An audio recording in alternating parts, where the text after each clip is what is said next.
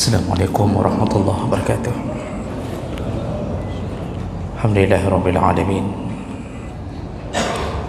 Wa bihi nasta'in ala umuri dunya waddin.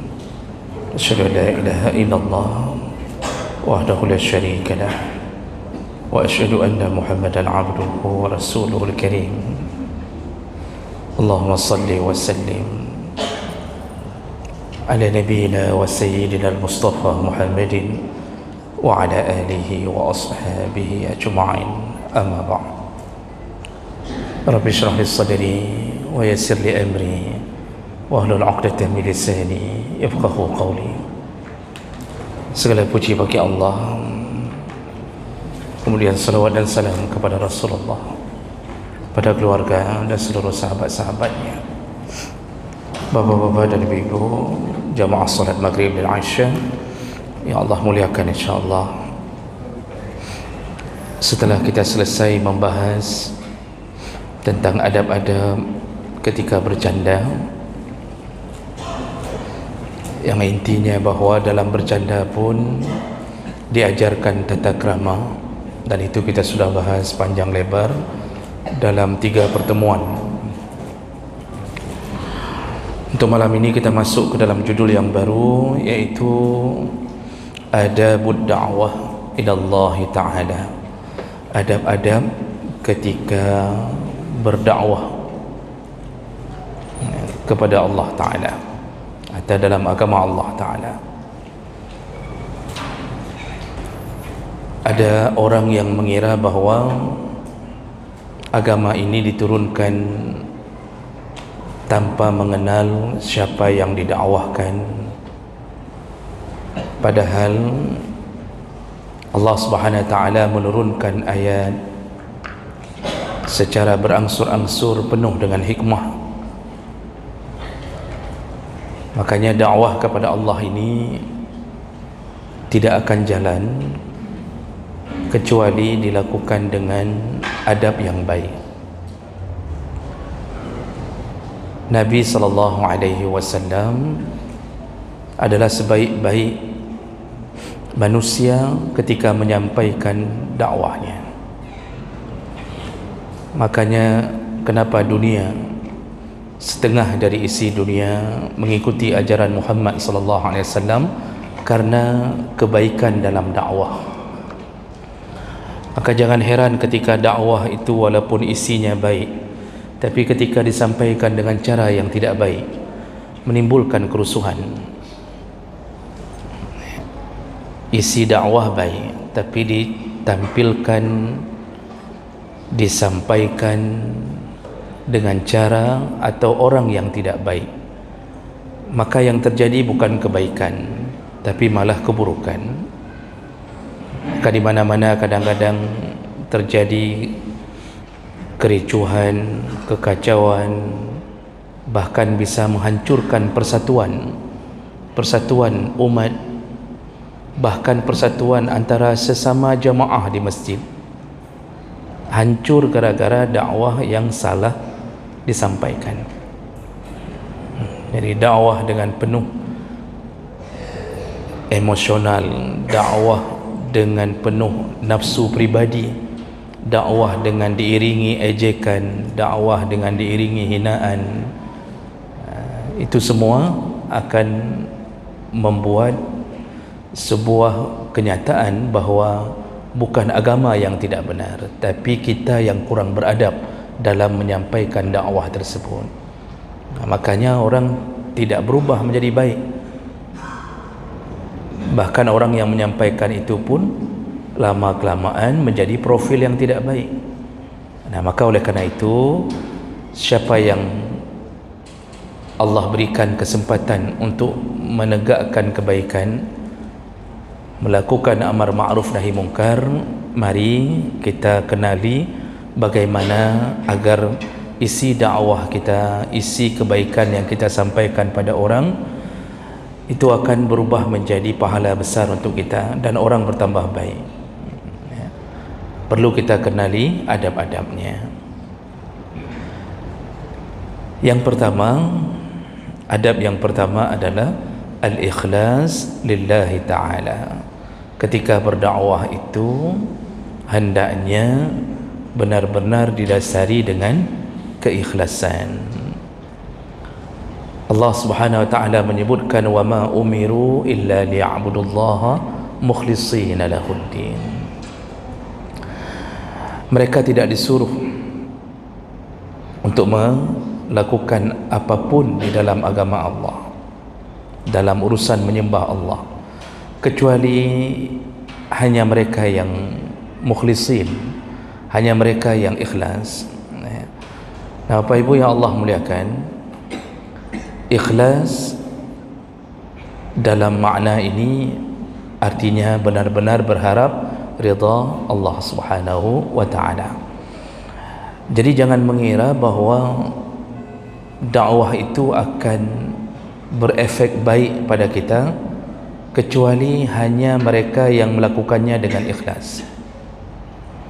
Karena pahala berdakwah besar. Pahala berdakwah itu besar, dan jangan mengira dakwah itu harus di atas mimbar, tidak. Dan juga jangan mengira bahawa untuk berdakwah hanya dimiliki kesempatan dan kekuatan itu oleh para orang-orang yang digelari ustaz, tengku. Tidak begitu. Seorang ayah pun bisa berdakwah di dalam rumah tangganya. Seorang ibu dianggap berdakwah kepada anaknya.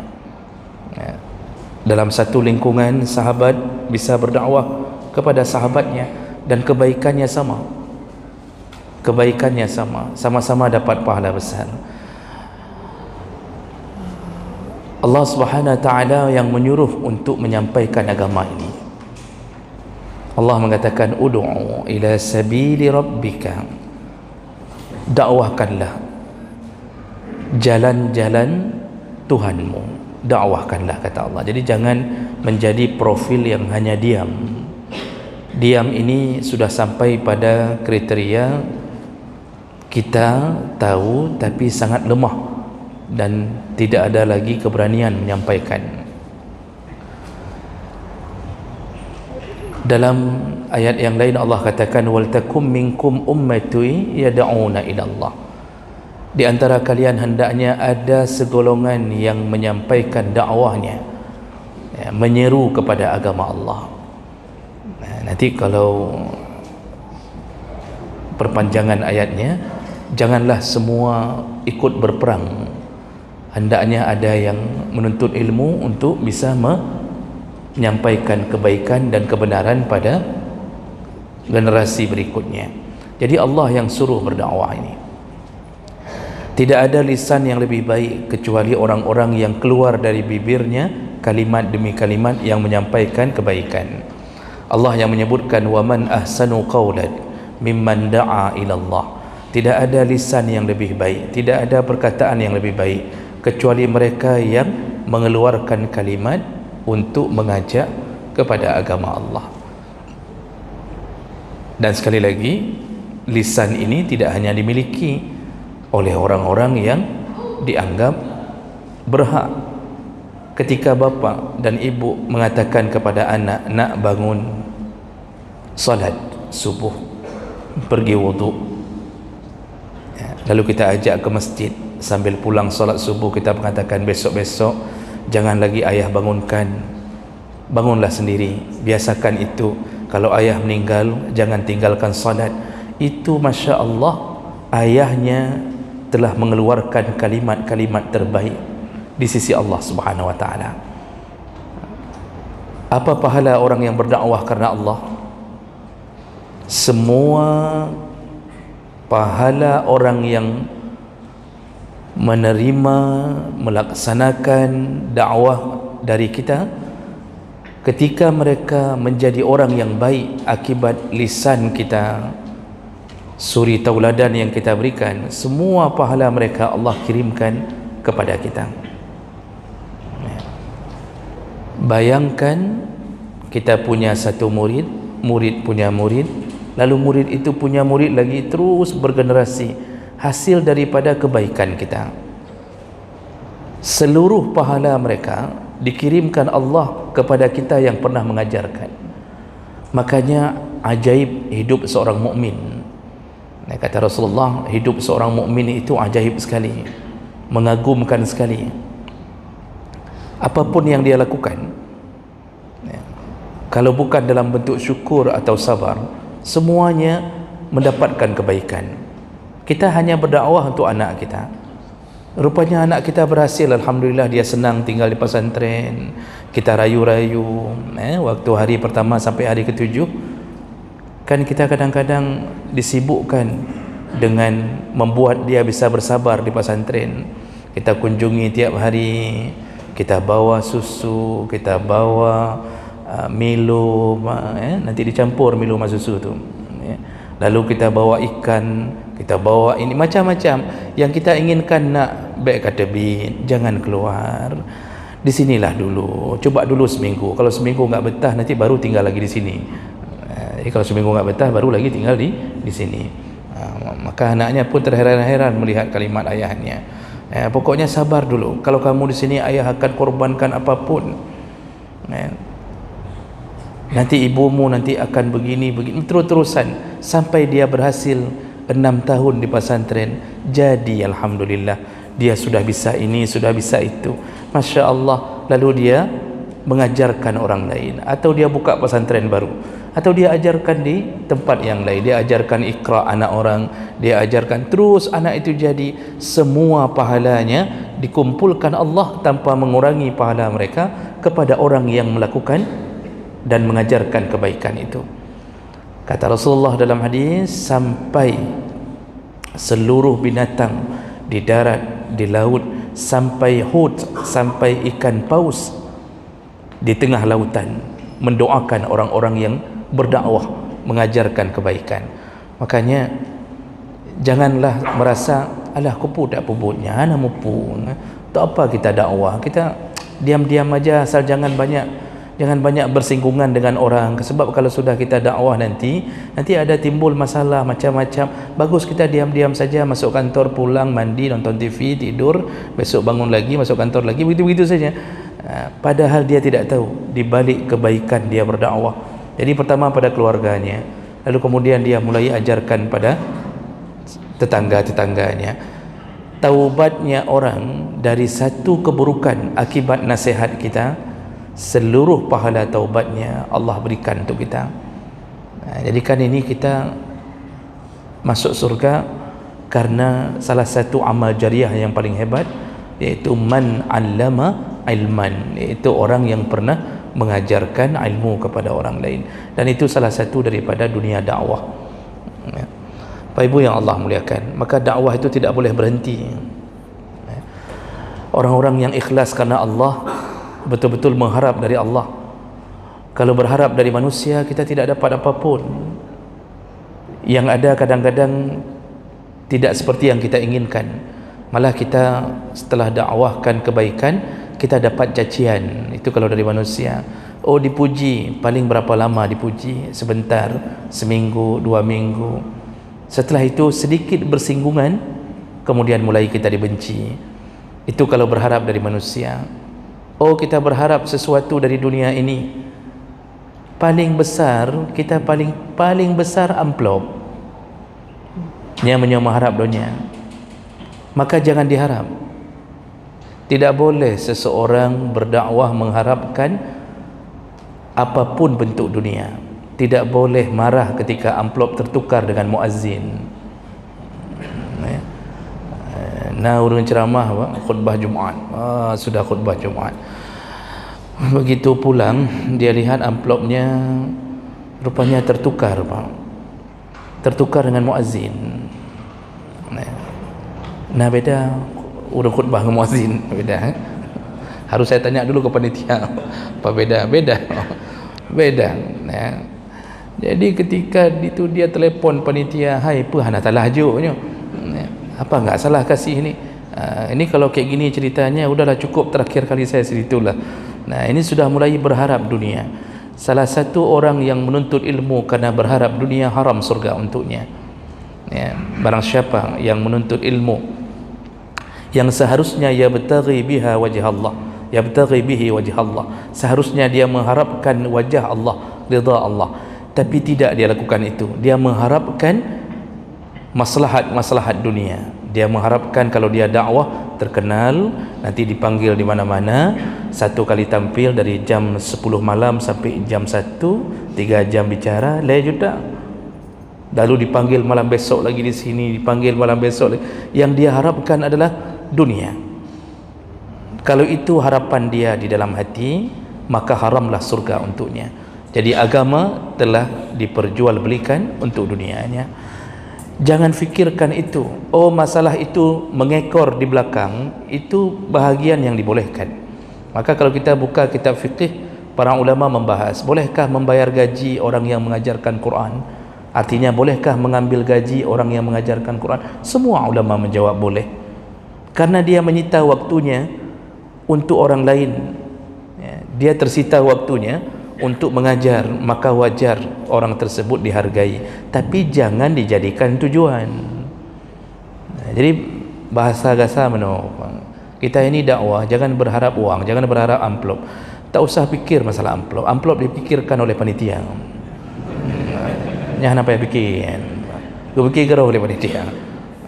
Oh, sigaga panitia tua, sekali-sekali panitia lupa. Janganlah marah. Itu menunjukkan bukti bahawa kita tidak ikhlas kepada Allah Subhanahu wa taala. Nah, jadi jemaah melakar Allah, kalau kita mengajarkan anak, tetangga, sahabat, ajarkanlah karena Allah. Besar sekali pahalanya, besar sekali pahalanya. Nah, Bapak Ibu yang Allah muliakan, ini yang pertama, bahawa lakukanlah dakwah atau ajaklah orang untuk mengenal agama dengan harapan hanya dari Allah balasannya. Jangan sama sekali berharap dari manusia. Dan saya lihat selama ini memang yang mengajarkan agama banyak yang ikhlas, terutama di kampung-kampung. Bayangkan mengajarkan anak orang di balai-balai mengaji, ngajar ngaji itu dari waktu maghrib sampai jam 9 kadang-kadang. Ada anak puluhan orang, paling disuruh bayar kalau di kampung-kampung 5.000, 10.000, ada yang disuruh bayar cuma uang lampu saja. Tapi Masya Allah ada yang menunggak sampai 5 bulan, 6 bulan. Berat tak kurang ajar orang. Tapi kalau untuk les matematik, oh Masya Allah, dibuka les untuk persiapan UAN, itu 1 jam dihitung 100.000 per jam kadang-kadang bayar. Kenapa? Supaya orang mendapatkan dunianya. Nak, kamu kalau enggak bisa matematik nanti susah lulus. Di SMP ini susah lulus, SMA ini susah lulus, waktu masuk kuliah enggak bisa daftar di kedokteran, kamu akan begini. Oh, kalau urusan dunia Masya Allah. Tapi kalau urusan agama, orang rata-rata tidak mau bersemangat di dalamnya. Maka guru-guru di kampung-kampung mengajarkan benar-benar keringat mereka karena Allah SWT. Alhamdulillah, kadang-kadang sebahagian mereka bagi wali-wali murid yang faham itu memberikan lebih, diminta 5.000 dikasih, sampai 20.000 atau bahkan disedekahkan 50.000, maka kebaikan bagi wali murid ini. Dan ini ciri-ciri anaknya akan berhasil insyaAllah dengan keikhlasan orang tuanya. Makanya ikhlas itu nomor 1 dalam semua urusan. Tidak ikhlas berbahaya bagi kehidupan kita dan sia-sia amal kita dalam mengajak kepada kebaikan. Baik, yang kemudian yang kedua, al-adab ats-tsani, yang kedua iaitu al-ilm. Hendaknya ketika berdakwah seseorang mempersiapkan ilmu, ayakuna aliman bima yad'u ilai. Seandainya seseorang ingin berdakwahkan sesuatu, maka persiapkanlah dulu ilmunya. Wala yad'u ala jahlin. Janganlah seseorang berdakwah dalam keadaan dia jahil.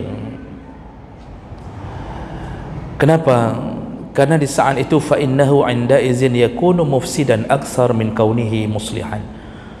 Orang yang berdakwah dengan kebodohan, maka yang terjadi bukan kebaikan, malah kerusakan. Ketika dia mulai berfatwa dengan suatu hukum yang dia tidak pernah baca, yang dia tidak pernah tahu. Jadi menjawab asal-asalan, nampaknya saja dia pendakwah tapi ilmu tidak ada. Maka di saat itu yang nampak adalah kejahilan. Masyarakat tersesat dengan jawaban-jawaban yang salah. Nah, Allah Subhanahu wa taala menyebutkan dalam surat Yusuf 108, "Qul hazihi sabili ad'u ila Allah ala basiratin ana wa man ittaba'ani." Ya. Allah mengatakan, katakanlah, artinya dakwahkanlah, ini jalanku dan orang-orang yang mengikutiku, ku jalankan atau ku dakwahkan agama ini ala basiratin, dengan hujjah, dengan ilmu. Jadi Rasulullah itu dikatakan oleh Allah, dakwahkan agama ini, katakan kepada orang-orang, aku dan pengikutku mendakwahkan agama ini ala basirah, dengan penuh hujjah, dengan penuh kebenaran. Jadi ini menunjukkan tidak boleh berdakwah ketika seseorang tidak mencukupi pengetahuan tentang apa yang ingin dia dakwahkan. Allah Subhanahu wa taala mengatakan, wala taqfu ma laysa laka bihi ilm, dalam surah Al-Isra, janganlah engkau katakan sesuatu yang engkau sendiri tidak ada ilmunya. Jangan engkau berani berfatwa yang engkau sendiri tidak ada ilmunya. Lalu kemudian akibat orang terlalu berani berdakwah tanpa ilmu, yang terjadi kekacauan. Maka muncullah di televisi beberapa dai yang sudah terkenal, tapi ketika kita korek kadang-kadang tidak ada ilmunya, dan itu akan nampak ketika dia diuji dengan pertanyaan. Kalau cuma dakwah begini lepas saja, orang bisa ngomong apapun, tapi ketika ditanya tentang suatu hukum, dia sudah mulai tidak tahu dan mulai mengarang jawaban. Di situ kesesatan mulai terjadi. Orang yang punya ilmu, dari gaya berdakwah, ketetapan hati ketika mengajarkan, itu beda dengan orang tidak berilmu. Makanya salah satu tanda-tanda kiamat, kata Rasulullah dalam salah satu hadis, munculnya para pembicara. Salah satu tanda-tanda kiamat, semaraknya atau merebaknya para pembicara, tapi bukan orang berilmu. Sebenarnya anak-anak itu belum layak dijadikan sebagai seorang dai, tapi kalau cuma ditampilkan sebagai penceramah untuk membuat hiburan, itu tidak mengapa. Tapi kalau sudah anak-anak disuruh berdakwah, belum belajar, baru Iqra 6, lalu kemudian belum belajar ini, belum belajar itu, lalu kita jadikan sebagai sandaran berdakwah, itu tidak benar. Oh, ada orang yang berdakwah tapi tidak pernah belajar strata ilmu dalam syar'i, dia tidak kenal Al-Quran, dia tidak kenal hadis, dia tidak kenal ilmu-ilmu pendukung Al-Quran dan hadis, tidak pernah belajar usul fiqh, tidak pernah belajar fiqh, tidak pernah belajar kawaid tentang fikih. Jadi enggak tahu ni jembatan-jembatan menuju Al-Quran dan hadis, enggak tahu. Lalu semangat dia berdakwah malah tidak baik. Semangatnya untuk berdakwah malah tidak baik. Lalu bagaimana dengan hadis Nabi sallallahu alaihi wasallam yang menyebutkan balighu anni walau ayah, sampaikanlah dariku walaupun satu ayat. Hadis ini dari Abdullah bin Amr, hadis riwayat Bukhari. Rasulullah mengatakan walaupun satu ayat sampaikanlah. Banyak orang yang memahami hari ini, oh walaupun satu ayat sampaikan, sampaikan, asal ada hafal satu ayat sampaikan, hafal satu hadis sampaikan. Ini perlu dilihat dulu Bapak, syarah hadis ini. Itu pertama, tujuan hadis ini bukan untuk ditujukan kepada orang-orang yang awam, tidak. Sepakat para ulama mengatakan hadis ini suruhan Nabi kepada orang yang sudah mapan ilmunya. Arti mapan sudah cukup sekedar untuk tahu dasar-dasar, sudah cukup. Mereka lah yang disuruh oleh Nabi, sampaikan padaku satu ayat, sampaikan walaupun satu ayat. Jadi enggak bisa kepada orang yang awam, enggak tahu apa-apa, baru ikut pengajian pertama, taubat umur 45 tahun, lalu masuk masjid ikut pengajian, lalu pulang langsung dia ceramahi orang lain begini, padahal yang dia tahu cuma satu ayat. Karena dia mendengar hadis sampaikan pada kau satu ayat, dia sampaikan. Maksudnya baik, tetapi karena tidak cukup pengetahuannya, malah bisa berbahaya. Ini contoh, bang. Kalau orang ingin menyampaikan tanpa ilmu, orang bisa terjebak ke dalam kesesatan. Contoh, dia tahu misal ayat surat An-Nisa, ayat paduman, ayat 15 kalau saya tidak salah, 15 atau 16. Allah Subhanahu wa taala mengatakan, wallati yatina al-fahishata min nisaikum fastashhidu alaihinna arba'atan minkum fa in shahidu fa amsikuhunna fil buyut hatta yatawaffahunna al-maut. Kata Allah, kalau engkau mendapatkan perempuan-perempuan yang berzina, kalau engkau mendapatkan perempuan yang berzina, datangkanlah 4 saksi. Kalau sudah dapat 4 saksi, ada 4 saksi yang menyaksikan berzina, maka kurunglah perempuan itu di dalam rumah, fa'amsikuhunna fil buyut hatta yatawaffahunnal maut, sampai dia mati dalam rumah itu. Itu hukuman untuk orang berzina dalam ayat itu.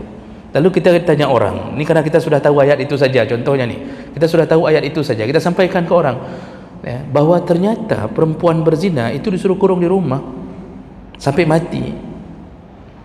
Itu jawaban kita karena baru tahu satu ayat. Padahal ayat itu sudah dimansuhkan hukumnya, ayat itu sudah dinasah hukumnya, sudah dihapus hukumnya, diganti oleh Allah, az-zani az-zaniyatu waz-zani fajlidu kulla wahidatin minhumma mi'ata jaldah.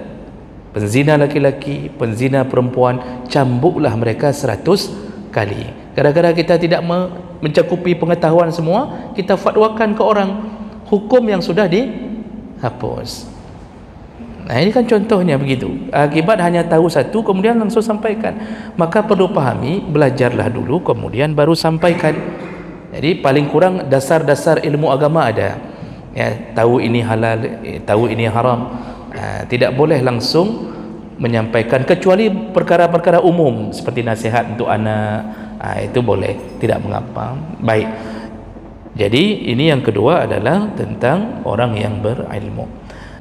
Baik, karena waktu nanti kita paskan di pertemuan yang akan datang. Demikian, subhanakallahumma bihamdik, asyhadu an la ilaha illa anta, astaghfiruka wa atubu ilaik. Wassalamualaikum warahmatullahi wabarakatuh.